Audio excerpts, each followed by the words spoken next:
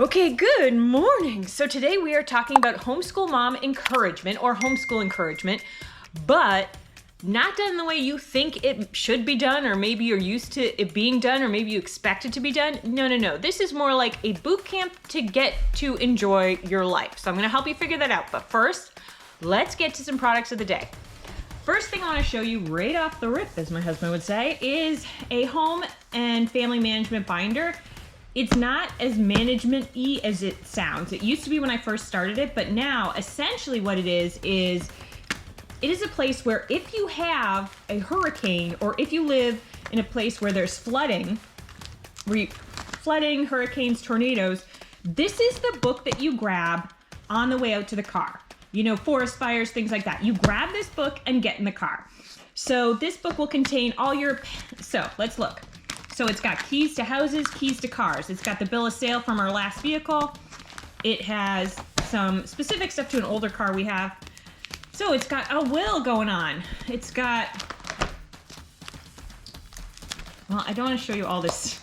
It's actually has a lot of personal stuff in it, but let me tell you what it does have. So if there's a forest fire, if there is a flood, if there is a hurricane, if there is a tornado, you grab this book and you take it with you.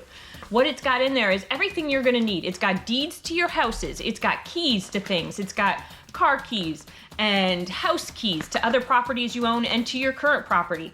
It's got your will in there, or your spouse's will. It's got just things like that, it's got all of your passports and your important ID and information. See, it's got one of these packages here, and it contains that. I know, I want to show you inside it, but essentially, it's just, like, it's all private information, so obviously I can't really show the internet. But it's got, like, because we travel so much, it's got, like, if anyone has vaccine records, you can put that in there. Any medical records of the last testing I got, I put in here, and things of that nature. Yeah. So that's it. That way, if there's a problem, you grab this book and you get in the car. A sheet for when a babysitter's coming, and you pull it out and it's got all the contact information on it, and you put it on the fridge so that they can easily contact you and you know where it is and you don't have to sit there writing all the information out. It's done for you.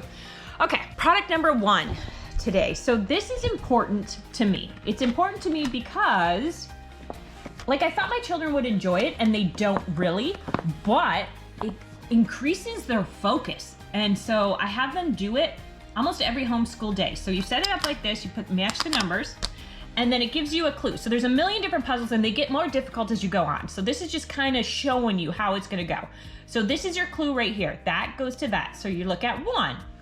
Oh, 1 is there. Okay, so you put it on there. And then 2, oh, 2 is there. All right, so you get it, but it's increasing their concentration. Because with YouTube today, where is that? That looks like that's it. Because with YouTube and with television, and things move so fast that they really need help with concentration. And this does it with focus and things like that. So there you go. And then what you do is you flip it. At the end, you'll flip it, and it's got a pattern. And if the pattern matches that, it is done correctly. So there's a ton of different books for it. They go through all different things. They got numbers, they got shapes. So you can start off with, like, I put a mini set on there. It's under kindergarten on the website. And then this is count to 6.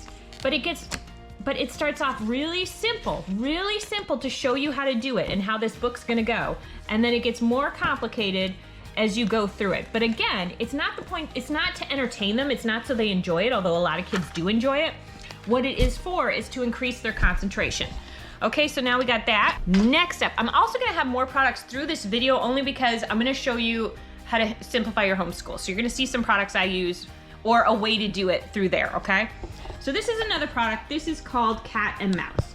And what it is where's the cat and mouse game? So you think it starts off pretty easy. So you open it up to the first page, there you go. Cat needs to have a trail to mouse. So you just move them around until cat has a path to get to mouse, okay? So like this, for example. So you think it's pretty easy, but it's actually not, because you can't have any dead ends. That is a dead end. Now for little kids in kindergarten, for like my youngest, he can do it and have dead ends. I haven't even told him that you can't have any dead ends because it makes it pretty difficult, but it doesn't make it difficult. But my grade 1 and I work on it together. Now I'm going through this phase where I got a bunch of cool games because we're going back to less TV, more time, us together, doing stuff together and working on things together.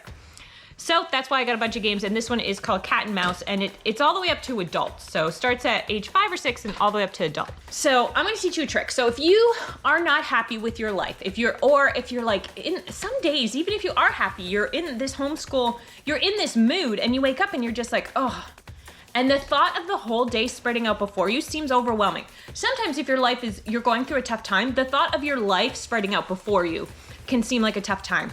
Break it down into 30-minute chunks. Don't look at the entirety of your day. Don't look at the entirety of your life. Ask yourself for the next 30 minutes, what am I going to do to be okay? And that's it. You're gonna break it down into 30-minute chunks. You can't, because have you ever heard the saying, if you look to the future, you're gonna be anxious. If you look to the past, you're gonna be depressed.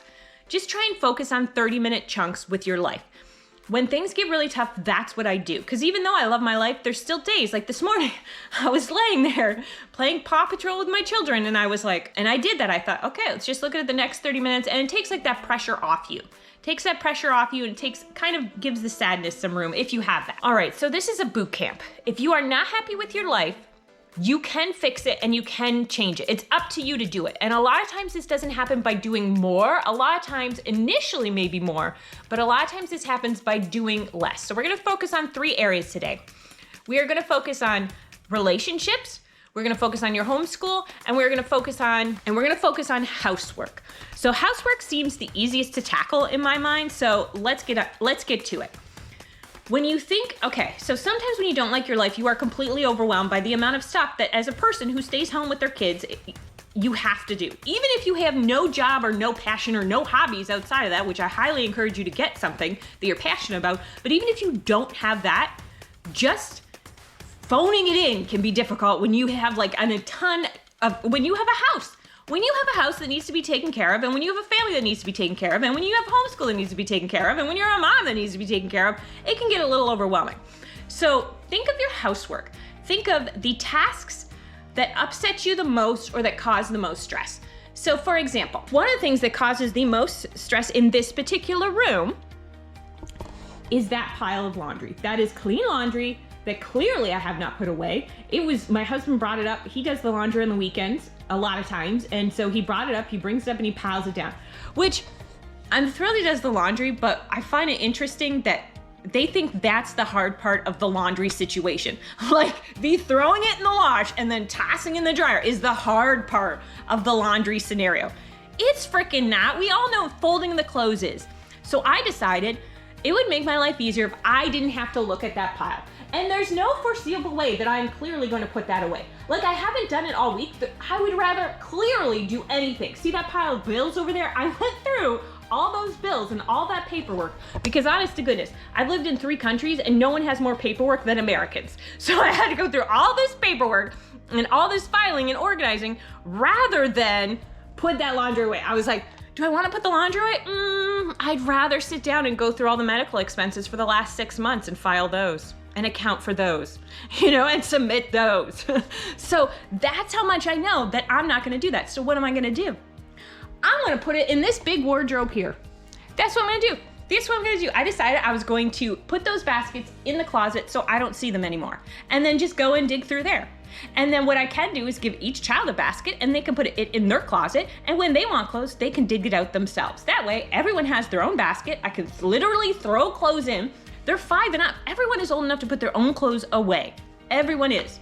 Some of us just don't want to do it, but at least that way I don't have to look at it. So therefore I've taken away a problem or something that causes me stress regarding housework. Another thing is just focus on what needs to be done, and that's your kitchen. Just clean your kitchen. The rest of this stuff, you got to do it as a team. I released another video, I don't even remember what it was called, but I'll link it at the end. But it gives you a lot of tips about how to make your life easier. But what we're talking, I just wanted to give you a basic view. So it gives you more information, but essentially look at the areas in housework that cause you stress. I remember one time sitting down and filling out all these cue cards of like, okay, let me look at all the jobs that need to be done in the house and let me put them on cue cards. And it was so overwhelming because I had 2 babies at the time. I had 2 babies. And so it's essentially just me and like a 7-year-old can really pull his weight, like not enough that covers all the amount of jobs that needed to be done at that particular time when there were 2 babies. Yeah, so I've tried a lot of different methods over the years, and my ignore it method works best. It does. So I take care of the problem so I don't have to see it anymore. And then on weekends, we tackle it as a family, or to be honest, I still ignore the laundry. But whatever, at least it's out of the way, and at least I don't need to see it. And apparently I'm not annoyed enough, like when digging through searching for stuff, it doesn't annoy me enough to actually put it away. Well, then that's fine with me. Okay, so let's talk about your relationships. Through this video, I'm gonna teach you, or hopefully encourage you, to hyper-focus on what's important. When you have anxiety and you have health anxiety, I wrote a whole book on health anxiety because I suffered from it for like a decade. No, like longer than that. Like since I was 5. The first time I remember worrying about something and being anxious was 5 years old, and I don't have it anymore. But one of the things that people who are anxious do is we hyper-focus. Now, what we're gonna do is we're gonna try and turn this around. We're gonna do this, I guess, hyper-focus in a good way. So what are the things, the relationships in your life that matter the most? Your spiritual relationship, your relationship with your husband or your spouse, and your children's relationships. Like top of the line, that is honest to goodness should be the most important things in your life. Everything else should fall below that. So think about, let me tell you a quote I heard in a song, and it's gonna be my motto with my husband. I mean, I loved it. It said, days like that lead to nights like this, that lead to a love like ours. And I just think that's like the motto. So I just think that's important to remember. So making priority for that is important. So I only see my husband like an hour a day, an hour and a half a day, except on weekends. And so during that hour and a half, I want to spend that time with him concentrated. So I don't eat dinner with the kids. The kids eat earlier. And then my husband and we spend that time together. Now on to children. So now you have to figure out, speaking of God, you got to figure out how to work that in your life. What works for you. But now let's go to our children. That's the most important thing of the day. 25 minutes every day spent with each child. Or at least 20 minutes a day with every child. Schedule it first. I get that. That seems overwhelming, but really when you break it down, and it can be rough because sometimes you don't want to do what they want to do, but I'm telling you, you'll have better behaved children. I mean, that is the most important thing, and that's one of the reasons that I got a lot of these games. I bought a ton of games. Why? So that these are things that I can do with my children that I don't mind doing and that they don't mind doing. Because as they get older, it's going to be less about what they want and what you both want to work on together and both want to do together. So now after that, you got to look at your friends and family and stuff that's taking up a lot of your time and decide who do you really like and who really inspires you or really you like to spend time with or makes you feel good, and who's okay. Who's okay? If they're only okay, downgrade them. Homeschool. So reducing the amount of effort in your homeschool. So remember, if you don't like your life, you got to make these changes. Like it's only going to happen if you do it. Now, if you're depressed, let me tell you 2 things about depression. I have read enough psychology books in my life. I have read enough books in general in my life to know that if you are depressed, you're not really depressed. You're mother effing angry. You are angry at someone in your life. You are angry at them, and get in touch with that anger. Acknowledge that anger. Who irritates you? Who makes you angry? Who does it? Who is bothering you in your life? And go with that emotion. I'm not saying act on it towards them. I'm just saying anger is a more powerful emotion than depression. Way more powerful. And so you do that. And so just think about that. And when you get in touch with it, you should find that you actually, I don't know, that you got your get up and go a bit more. Now another way to tackle depression as well, since you're not asking, but I'm going to tell you anyway. Of course, this is not a substitute. This is not meant as a substitute for medical advice or therapy. Like it's not. I'm not a therapist. I'm not a doctor of any type at all whatsoever. And in the book I wrote, I'm very clear about that. But I will tell you that the number one way to cure depression is to do things that you do not want to do, but that are good for you. So for example, what do you want to do? You want to watch Netflix and lay in bed and eat. And I get it. Initially, that may feel like it helps you. But what's good for you that you don't want to do? You don't want to load the dishwasher. You don't want to do 10 minutes of yoga on the ground. You don't want to go outside and go for a walk. You don't want to call your mom and not talk about your problems. You don't want to call someone who's good for you and not someone who's bad for you. You don't want to do these things, but they're good for you. And even though while you're doing them, it's going to suck, after you do them, there should be a marked improvement in your mood. This doesn't last forever. It's not like it's like, oh my gosh, now it's over. No, you continually need to do things, or at least several times a day, do things that you don't want to do, but that you know are good for you. It's like when you work out, the hardest part of working out is getting to the gym. Like that's the hardest part. That is the hardest part. That's why calling to meet a friend or whatever is good. Now, if you want me to, because I trained in coaching for like a decade or longer, I can go on for hours about information, but you are not asking me to do that, so I will tone it down. But let's talk about school. Let's talk about homeschool and how much pressure you put on yourself. I'm guessing you put on a lot. I'm guessing you think it is your sole job as a human on this earth. But what you have to educate your children, and what you have to understand is that you are a facilitator. You are a facilitator. Your child, it's up to your child to take responsibility for their education. You are a facilitator. You are learning along with them as well. That in mind, you got primary subjects. Those are the most important subjects. Almost everyone agrees: science, math, and language arts. Those are the most important subjects. And then you got those other, I'll call them pieces of garbage, but they're not. They're not. And we're talking geography, we're talking history, still good subjects. We're talking art, we're talking about music, so we're talking about social sciences. So we're talking about these subjects that are important, but they're not as important as the big three. So this is what I'm gonna encourage you to do. Have breakfast books. This is how we get a ton of homeschooling done. Hey, it's breakfast book time. Speaking of which, I just watched this mom with 8 kids in her homeschool routine, and for some reason I was captivated by it. So if anyone wants to see my homeschool routine, hey, you're welcome to it. It is not captivating, and it would probably take a lot for me to force clothes on my kids, but I mean, you're welcome to it. But let me give you a preview as to how it works. And I got a few different options for you so you get to see. And these are some of the products that I recommend. Okay, so we are gonna do breakfast books. So after we pull out the manner of the day, and we're gone through the manners, which today, I can't even remember what it was. Oh yeah, saying please, thank you, and you're welcome. We are going to, and there are manner cards that I think are pretty cool, and I've recommended them under the kindergarten. One of the things I'm going to do is today what we did, while they're eating breakfast, I'm like, let's go through the word of the day. The word of the day is love. And we talk about love, and we go over love, and then we talked about unique, and then we talked about nonconformist. The older kids, when they get older, you pull out this book. This is, again, 1 word a day. So I'm a huge fan of covering lots of topics in a very quick amount of time. All right, after that, even older, look at these. These are GRE. GRE is what, that medical thing that you study for, I think?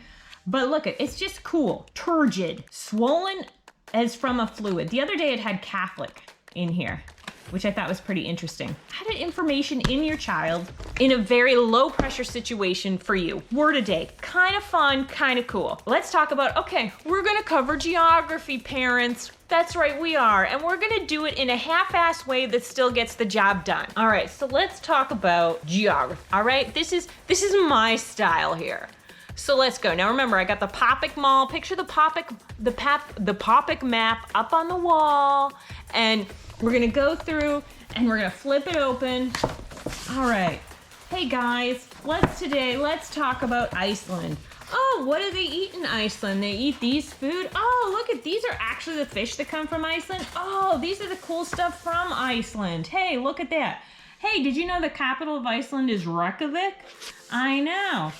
And then, so you're gonna talk about Iceland. Great. So now you've covered Iceland, and you could even throw in a little video if you want later, like in the morning or something, be like, hey guys, check out this video of Iceland. Because there's this video actually where, side note, I've seen this video where this guy just drives through Iceland, and it's amazing, like what he sees. And then if you really wanna, up your game, then take one of these books. If they're perforated pages, hey, pull out. All right, guys, let's talk about mapping, and pull out a page and throw a worksheet at them. There you go. You knocked out a bit of geography. I get it. You can go more in depth if you love it. I'm just talking about if you need to get stuff done, you got to put your secondary subjects into like 15 to 30 minutes a day. And that's it. That's it for the week, because you don't need the drama. Look at this book. I love this book. It's from Abeka. I listed on the website. You can only get it used. Growing up in early America. Okay, so this covers everything from the very first people in America to the cars. And it's to cars. So from canoes to cars is what it covers. And what's interesting is, so first we're gonna read about this boy, Makia, and they're interesting stories. They're super interesting, and they're short too. They're not very long. And it's got some questions at the end. So there, you've covered history. All right, because maybe you're studying America now and you're covering history. What else could you throw in? Hey, you could throw in, look at this, 3 young pilgrims. They came over on the Mayflower. So get some books. This is what we're talking about. You're knocking out some subjects pretty quick. And when you think about it, you're gonna cover these topics again and again, right? Because it's history, for heaven's sakes. You're gonna cover it when they're older, you can cover it a different way. And so as they go through life. Now, let's cover art. The Usborne Children's Book of Art, it's okay. Is it stellar? No. I've shown you much better art books, but I'm just trying to give you an example. So you open it up and you're like, hey, look closely. This picture contains, and then you read information about it. So you start here, you read just that. You don't have to read all this, come on. Like, what are you, trying to get an award here? You read all this and then you discuss it. The most important thing is your relationship with your children. So discussing that. And then maybe on Friday, you paint something. Another thing you can do is pick a really easy curriculum. Right here, look at this. History is cool. The hunting and gathering is the first part. So you go right to hunting and gathering. And it's not very long, you just read. It's 2 people and they travel through history and you read a bit about hunting and gathering. Oh my gosh, you've knocked that out. So you just knocked out a ton of subjects while they're eating.